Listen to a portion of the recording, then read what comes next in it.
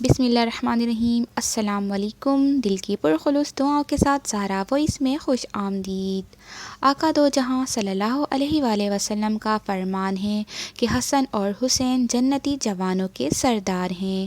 جی ہاں سامعین، آج ہم آپ کو پیارے آقا صلی اللہ علیہ وآلہ وسلم کے پیارے نواسے حضرت امام حسین رضی اللہ تعالیٰ عنہ کی زندگی کے بارے میں بتائیں گے۔ آپ سے گزارش ہے کہ ویڈیو پوری ضرور دیکھیں اور میرے چینل کو سبسکرائب بھی ضرور کریں۔ حضرت امام حسین رضی اللہ تعالیٰ عنہ کی ولادت باسعادت مختلف روایتوں کے مطابق 3، 4 یا 5 شعبان المعظم 4 ہجری کو مدینہ منورہ میں منگل کے دن ہوئی۔ آپ کی مدت حمل 6 ماہ ہے۔ حضرت یحییٰ علیہ السلام اور حضرت امام حسین رضی اللہ تعالیٰ عنہ کے علاوہ کوئی ایسا بچہ زندہ نہ رہا جس کی مدت حمل 6 ماہ ہوئی ہو۔ آپ حضور نبی کریم صلی اللہ علیہ وآلہ وسلم کی پیارے نواسے اور حضرت علی رضی اللہ تعالیٰ عنہ اور حضرت فاطمہ رضی اللہ تعالیٰ عنہ کے صاحبزادے ہیں۔ حضرت امام حسن اور حضرت بی بی زینب رضی اللہ تعالیٰ عنہ کے بھائی ہیں۔ حضور نبی صلی اللہ علیہ وسلم نے آپ کا نام حسین اور شبیر رکھا۔ آپ کی کنیت ابو عبداللہ اور صبط رسول اللہ ہے۔ ولادت باسعادت کی خبر سن کر آپ صلی اللہ علیہ وآلہ وسلم حضرت فاطمہ کے گھر تشریف لائے۔ حضرت فاطمہ کو عقیقہ کرنے اور سر کے بالوں کے برابر چاندی خیرات کرنے کی تلقین فرمائی۔ پھر اپنے نواسے کو گود میں لیا، دائیں کان میں اذان دی، بائیں کان میں اقامت کہی اور اپنی زبان منہ میں دی۔ اس طرح نبی پاک کا مقدس لعاب دہن آپ کی غذا بنا۔ آپ صلی اللہ علیہ وآلہ وسلم کو اپنے دونوں نواسوں سے بے انتہا محبت تھی۔ آپ انہیں اپنے گلدستے کہتے تھے۔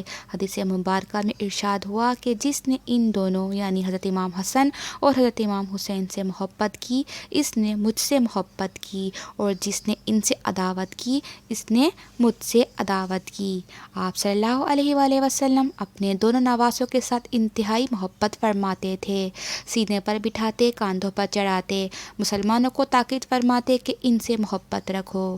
ایک بار سجدے کی حالت میں حضرت حسین رضی اللہ تعالیٰ عنہ پشت مبارک پر آ گئے تو آپ نے اپنا سجدہ طویل کر دیا، یہاں تک کہ وہ خود سے بخوشی پشت سے علیحدہ نہ ہو گئے تو اس وقت سجدے سے سر نہ اٹھایا۔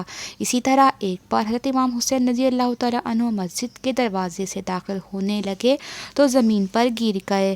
رسول اکرم صلی اللہ علیہ وآلہ وسلم نے اپنا خطبہ موقوف کر دیا، ممبر سے اتر کر حضرت حسین کو زمین سے اٹھایا اور پھر ممبر پر تشریف لے گئے اور مسلمانوں سے کہا کہ دیکھو یہ حسین ہیں، اسے خوب پہچانو اور اس کی فضیلت کو یاد رکھو۔ آپ کی ولادت کے ساتھ ہی آپ کی شہادت کی خبر آپ کو مل چکی تھی۔ آپ کے فرزند حسین زمین طف میں شہید کیے جائیں گے اور یہ اس مقتل کی خاک ہے جہاں وہ شہید کیے جائیں گے۔ طف کوفہ کے قریب ایک مقام ہے جسے کربلا کہتے ہیں۔ آپ کی عمر 7 سال تھی جب آپ کے نانا صلی اللہ علیہ وآلہ وسلم کا سایہ سر سے اٹھ گیا۔ حضرت ابوبکر صدیق رضی اللہ تعالیٰ عنہ کے عہد خلافت کے آخری ایام میں آپ سن شعور کو پہنچ چکے تھے۔ حضرت عمر رضی اللہ تعالیٰ عنہ آپ سے بڑی شفقت سے پیش آتے تھے اور قرابت رسول کا خاص لحاظ رکھتے تھے۔ حضرت عثمان غنی کے عہد خلافت میں آپ نے میدان جہاد میں قدم رکھا۔ 30 ہجری 650 عیسوی میں تبرستان کی فوج کشی میں مجاہدانہ شریک ہوئے۔ حضرت عثمان غنی کے خلاف بغاوت کے دوران جب باغیوں نے قصر خلافت کا محاصرہ کر لیا تو آپ بھی حضرت امام حسن کے ساتھ قصر خلافت کے دروازے پر حضرت عثمان غنی کی حفاظت کے لیے مامور ہوئے۔ اپنے والد حضرت علی کے دور خلافت میں آپ جنگ جمل اور جنگ صفین میں اپنے والد کے ساتھ تھے۔ جنگ جمل کے اختتام پر کئی میل تک آپ حضرت عائشہ صدیقہ رضی اللہ تعالیٰ عنہ کو مدینہ پہنچانے کے لیے گئے۔ حضرت علی کی شہادت کے وقت آپ کوفے میں موجود تھے۔ حضرت حسن نے حضرت معاویہ کے حق میں خلافت سے دستبرداری کا فیصلہ کیا تو آپ نے اس بات کی سخت مخالفت کی۔ آپ ابتدا سے ہی اصلاح و تعلیم کی طرف رجحان رکھتے تھے، قرآن مجید کے مطالب اور احادیث بیان فرماتے تھے، عبادت و ریاضت بکثرت نوافل پڑھنا اور قیام اللیل آپ کا معمول تھا۔ اکثر روزے رکھتے تھے۔ آپ نے 25 حج کیے۔ مختلف روایت کے مطابق آپ نے مختلف اوقات میں مختلف شادیاں کیں جن سے متعدد اولادیں ہوئیں۔ آپ کے 2 فرزند حضرت علی اکبر اور 6 ماہ کے شیرخوار حضرت علی اصغر واقعہ کربلا میں شہید ہوئے اور آپ کے فرزند حضرت امام زین العابدین سے اولاد چلی۔ میدان کربلا میں آپ کی شہادت کا واقعہ پیش آیا۔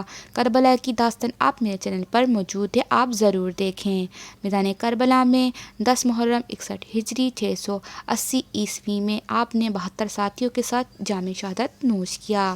شہادت کے روز 10 محرم آپ کا ایک مشہور خطبہ ہے کہ افسوس ہو تم پر اے کوفہ، کیا تم بھول گئے اپنے خطوں کو اور وعدے جو تم نے کیے تھے اور خدا تعالیٰ کو ان پر گواہ ٹھہرایا تھا۔